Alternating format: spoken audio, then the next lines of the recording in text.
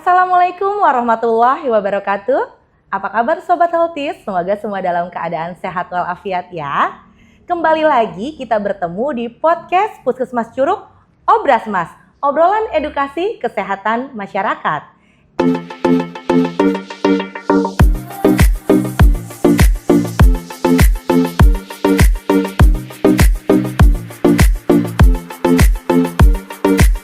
Episode kali ini bersama dengan saya Resi sebagai host dan juga tema kita hari ini adalah menjaga imunitas tubuh pada saat berpuasa.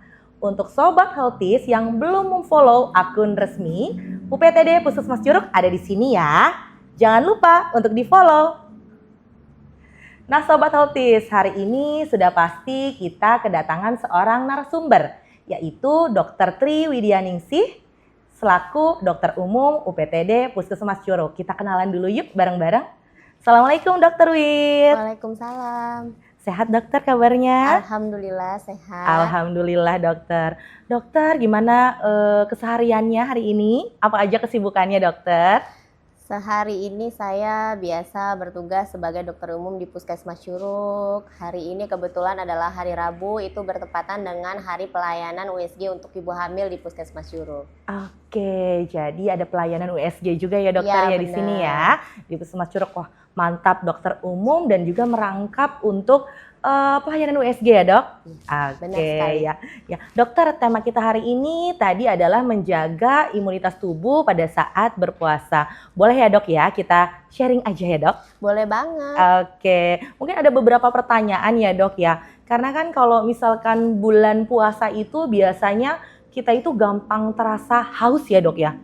Apalagi yang biasanya kita kalau kerja di lapangan, biasanya kan kita di puskesmas ada yang petugas pelayanan di dalam ya dok, dan juga pelayanan di luar gedung. Nah, gampang terasa haus ya dok. Ya, jadi dokter bagaimana sih sebenarnya apa peran hidrasi dalam menjaga imunitas tubuh saat berpuasa? Hidrasi merupakan proses yang sangat penting bagi tubuh kita. Hidrasi berkaitan dengan cairan. Jika tubuh terhidrasi dengan baik, maka semua proses di badan kita itu metabolismenya akan bekerja dengan optimal. Ya, begitu. Jadi memang hidrasi ini sangat banyak manfaatnya.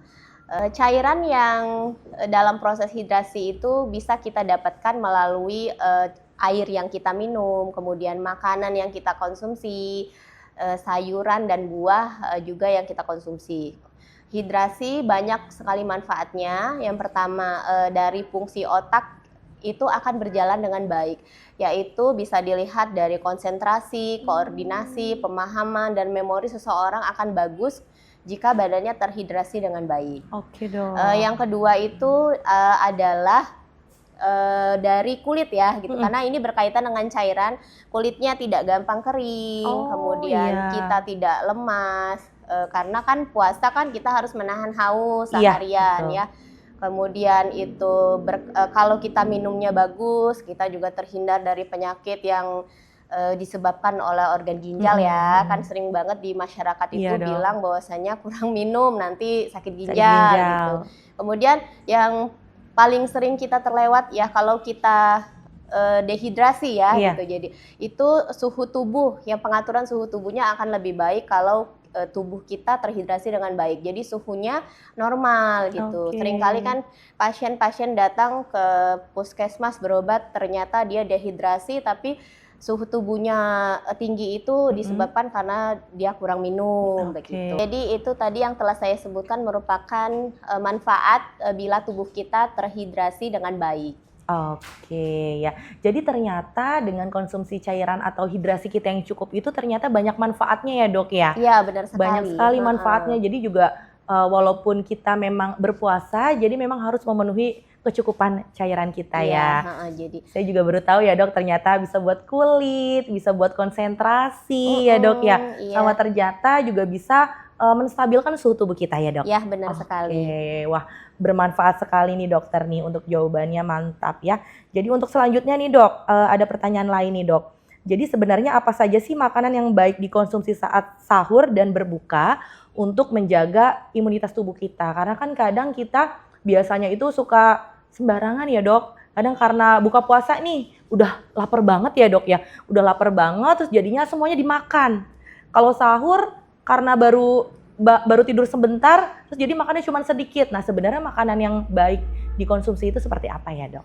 Nah, pada saat berpuasa kita harus punya tips and trick untuk supaya tubuh kita tetap bisa beraktivitas dengan baik. Nah, itu biasanya pada saat sahur jangan karena kita akan berpuasa seharian kita makan terlalu banyak ya gitu sehingga laparnya jadi kelihatan kita menunda lapar gitu ya. Padahal sebenarnya tidak begitu.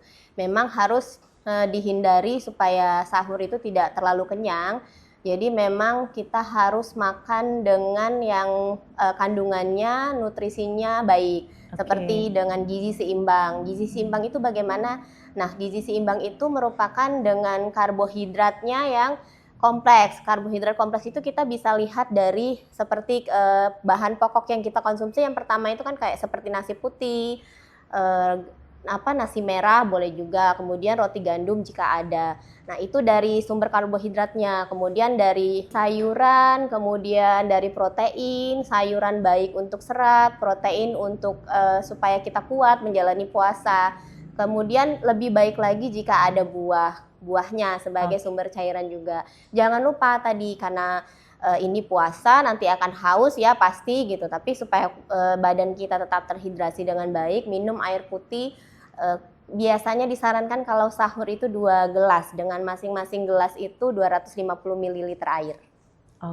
Kemudian kalau berbuka puasa, karena mungkin kita merasa seharian itu berpuasa, jadi sepertinya kalau berbuka puasa kan di meja makan itu sudah terhidang banyak makanan ya gitu. Jadi memang dianjurkan jangan langsung makan berat.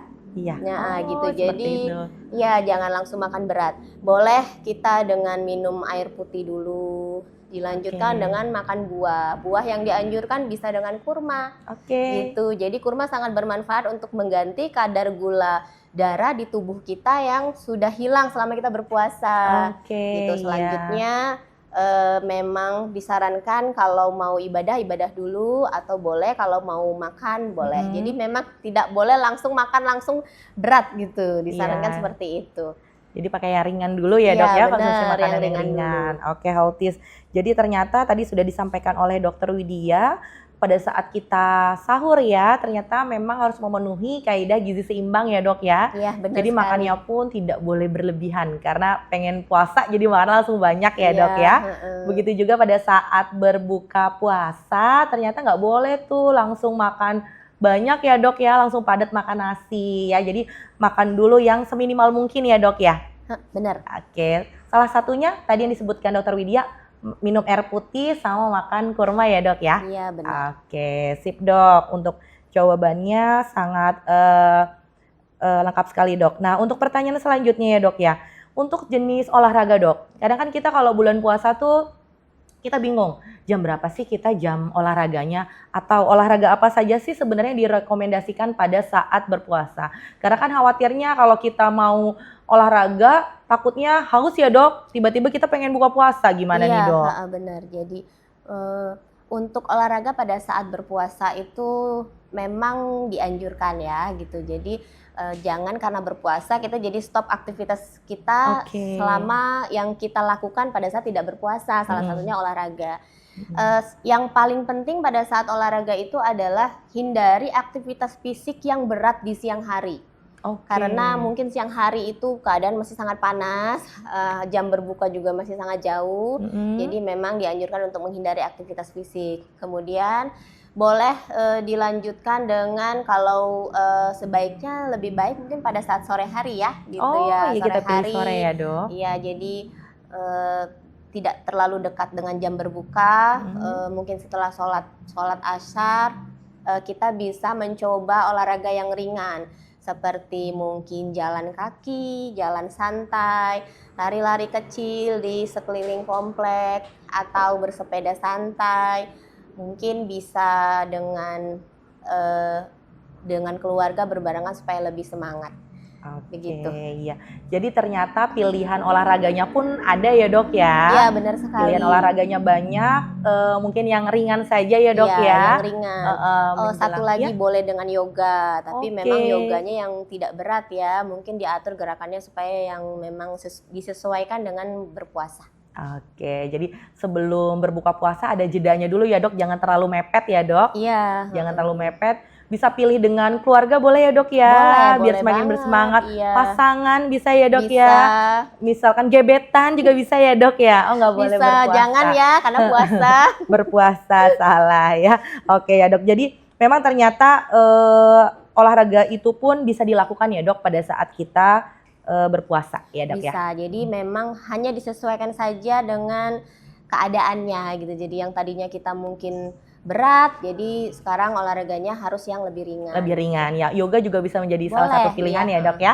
Oke, untuk selanjutnya nih dok, kadang banyak nih sobat healthy Sil yang suka nanya nih, gimana sih kalau pada saat berpuasa tuh fungsinya minum suplemen atau vitamin untuk menjaga imunitas tubuh tuh seperti apa dok? Penting nggak sih kita harus minum suplemen dok? Penting, suplemen itu penting untuk menjaga imunitas kita. Jadi memang suplemen itu bisa kita konsumsi jika memang kita menganggap, oh saya kurang nih sepertinya ya untuk nutrisinya, sepertinya saya belum makan dengan baik. Oke. Misalnya kurang makan sayur atau buah gitu, boleh dilengkapi dengan suplemen.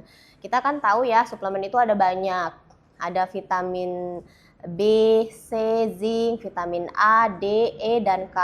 Jadi biasanya yang paling sederhana itu adalah vitamin yang gampang ya, yang sering kita ingat adalah vitamin C. Vitamin C, gitu, iya dok. vitamin C. Kemudian vitamin B atau vitamin zinc Iya. juga penting ya gitu. Oke. Jadi itu juga ada tips and triknya untuk mengkonsumsinya. Oke, gitu. gimana dok? Jadi kalau vitamin B dan C itu kan larut dalam air. Iya. Ya, jadi larut dalam air. Jadi kita boleh mengkonsumsinya pada saat mungkin kita mau lagi sahur. Lagi sahur ya gitu. Oke, boleh. Karena kan waktu sahur itu kita pasti minum air. Jadi Iya. vitamin ini cepat larut dalam air. Kemudian kalau vitamin A, D, E, dan K merupakan vitamin yang larut dalam lemak. Oke. Jadi lebih baik disarankan kita minum vitamin ini setelah berbuka puasa. Oke. Satu lagi yang tidak kalah penting itu vitamin zinc gitu. Jadi memang vitamin zinc ini baik untuk mencegah infeksi pada saat imun kita rendah gitu. Oke. Kalau vitamin C sendiri dia menjaga tubuh kita, imun kita tetap baik, kemudian supaya tidak gampang sakit seperti flu gitu ya gitu. Oke. Oh iya, satu lagi. Untuk dosisnya juga harus ibaratnya memang harus dikonsultasikan kepada tenaga kesehatan. Jadi bagaimana sih minum vitamin C pada saat sahur dok? Kan biasanya itu resiko sakit lambungnya lebih besar Iya, gitu ya. Gitu. betul, dok. Jadi kebutuhan vitamin C itu sendiri pada orang dewasa biasanya hanya 75 sampai 90 miligram. Ya, Oke. gitu. Jadi memang harus disesuaikan. Jadi untuk harian, untuk dosis harian pada orang yang sehat. Oke, Ya, iya dok. mungkin akan berbeda jika orang tersebut sedang sakit ya, Ya, gitu. Jadi memang supaya tidak mengganggu lambung memang harus disesuaikan dengan dosis hariannya. Oke, jadi ternyata konsumsi vitamin pun ada pada saat berbuka puasa dan juga pada saat sahur ya dok ya. Iya, Tergantung tadi ada vitamin yang larut dalam lemak, Iya, lalu larut dalam air. Jadi nanti bisa dipilih juga sesuai dengan kebutuhan kita masing-masing ya dok ya. Iya, benar sekali. Oke, ya mantap. Kita lanjut ya dokter ya untuk pertanyaan yang terakhir nih dok ya. Sebenarnya bagaimana sih kita menjaga kebutuhan istirahat saat berpuasa agar tubuh kita tetap fit? Karena kan kadang kita tahu kan ya dok ya. Jadi kalau misalnya tidur pada saat berpuasa itu kan sebagai salah satu bentuk ibadah ya dok ya. Ya, benar. Nah gitu. Jadi kadang ada yang mensalahartikan tidur aja terus, nggak usah ada aktivitas tuh selama berpuasa. Nah menurut dokter bagaimana sih sebenarnya tadi menjaga kebutuhan istirahatnya supaya kita juga tetap bertenaga pada saat berpuasa? Silahkan dok. Untuk kebutuhan istirahat memang harus tetap diperhatikan pada saat berpuasa. Bisa dengan tips and triknya itu yang pertama kita harus ingat jam tidur kita dan jam bangun ya Oke, gitu. Dok. Jam tidur kita bisa dimajukan 1 jam lebih awal. Jadi mungkin kita biasa tidur jam 10, kita maju jadi jam 9 karena kan Oke. kita akan bangun sahur ya Oke, gitu. Dok. Ya. Dianjurkan bisa tidur 7 sampai 8 jam per hari gitu. Tapi Oke. kalau memang tidak bisa, mungkin bisa disiasati nanti dengan tetap kita tidur siang tapi sebentar Oke. untuk penyegaran pikiran ya gitu. Jadi bisa dengan 10 menit sampai 30 menit per hari. Ya mungkin tidur siang itu tipsnya itu kita stop dari aktivitas yang kita lakukan ya Iya. gitu. Jadi itu bisa menyegarkan pikiran kita, tapi memang itu tidak akan bisa mengganti tidur malam. Oke, ya iya, Dok. gitu. Kemudian satu hal yang penting diingat adalah kalau bisa jangan bergadang kalau memang tidak penting ya gitu. Oke. Beda halnya mungkin kalau kita beribadah malam. Kalau memang bergadang hanya untuk menonton TV mungkin kita hindari dulu karena kita perlu waktu tidur yang cukup pada malam hari sebelum kita bangun sahur. Begitu. Oke, jadi ternyata istirahat itu diperlukan juga memang pada saat berpuasa 7 sampai 8 jam ya, Dok ya? Iya. Dalam sehari, termasuk istirahat tidur di siang hari dan juga malam hari. Dan ternyata istirahat siang hari itu tidak bisa menggantikan tadi istirahat tidur malam ya, Dok ya. Oke, sama nih saya juga baru tahu nih, Dok. Terima kasih banyak tadi, Dok, untuk penjelasannya. Nah, Dokter, tadi kita sudah ngobrol-ngobrol ya, Dok ya. Beberapa pertanyaan, tadi ada 5 pertanyaan yang banyak ditanyakan ya sama Sobat Healthies Obrasmas Puskesmas Jorok mengenai menjaga imunitas tubuh pada saat berpuasa. Nah, mungkin Dokter, sebelum kita tutup episode kali ini, mungkin Dokter bisa merangkum untuk tema kita hari ini, menjaga imunitas tubuh pada saat berpuasa. Silakan, Dokter. Menjaga imunitas tubuh saat berpuasa dimulai dari proses hidrasi pada tubuh kita harus berjalan dengan baik. Jadi memang kebutuhan cairan harus dipenuhi supaya ibaratnya kalau kita bilang yang paling penting sekarang itu apa ya? Paling sering dibilang pada anak generasi sekarang tidak lemot gitu ya. Tidak lemot. Gitu. Jadi supaya otak bisa konsentrasi dengan baik, fungsi tubuh berjalan dengan baik, kulit tidak kering, itu tadi suhu tubuh baik gitu. Jadi harus menjaga asupan cairan minimal 8 gelas per hari dengan masing-masing gelas itu 250 ml air. Disiasati bisa dengan kalau kita berpuasa itu 2 gelas pada saat kita berbuka puasa, 4 gelas pada malam hari dan 2 gelas pada saat kita sahur gitu. Kemudian vitamin untuk yang dikonsumsi pada saat berpuasa, kalau pada orang sehat itu mungkin bisa dipilih kalau kita tidak makan minum, kita menganggap kita tidak makan minum yang baik sesuai dengan gizi seimbang, boleh ditambahkan suplemen atau vitamin, tapi disesuaikan dengan kebutuhan sehari-hari dan dosisnya tidak berlebihan supaya tidak mengganggu kinerja lambung pada saat berpuasa. Kemudian harus tetap istirahat yang cukup pada saat berpuasa, tidur 7-8 jam sehari, kalau bisa diusahakan ada tidur siang, kemudian tidak bergadang. Lalu untuk aktivitas fisik bisa dilakukan dengan yang tidak berat gitu, yang olahraga ringan boleh dilakukan. Mungkin itu saja ya. Ada yang terlewat? Olahraga tadi sudah ya, Dok ya, juga ya termasuk. Oke. Ya, itu sudah lengkap sekali ya, Dok ya, rangkuman dari episode kita hari ini di Obrasmas, obrolan edukasi kesehatan masyarakat. Sebelumnya kami tim dari podcast juga mengucapkan terima kasih ya, Dokter ya. Ya, sama-sama. Terima kasih Dokter Widya sudah menyempatkan waktunya untuk sharing dengan kita, berbagi informasi kesehatan dengan tema menjaga imunitas tubuh pada saat berpuasa. Jangan kapok-kapok ya, Dok, kalau dipanggil lagi ya, Dok. Baik. Iya ya, Dok ya. Oke, untuk Sobat Healthy semua, saya ingatkan lagi kalau yang belum follow akun resmi UPTD Puskesmas Jorok, akun sosial media ada di sini ya. Jangan lupa di-follow. Oke. Nah, Sobat Healthy semua, terima kasih yang sudah menemani hari kita hari ini. Pastinya nantinya akan ada episode berikutnya yang pastinya tema-temanya sama juga menarik dengan narasumber juga yang memang ahli dalam bidangnya ya. Mungkin akhir kata terima kasih dari saya dan juga narasumber. Terima kasih banyak Dokter Widya. Ya, sama-sama. Sehat-sehat ya Dokter Widya ya. Ya, amin. Oke, terima kasih banyak Sobat Healthy semua. Sampai jumpa lagi di episode berikutnya. Wassalamualaikum warahmatullahi wabarakatuh. Untuk Sobat Healthy, kami mengucapkan marhaban ya Ramadan. Selamat menunaikan ibadah puasa. Bye-bye, sampai jumpa.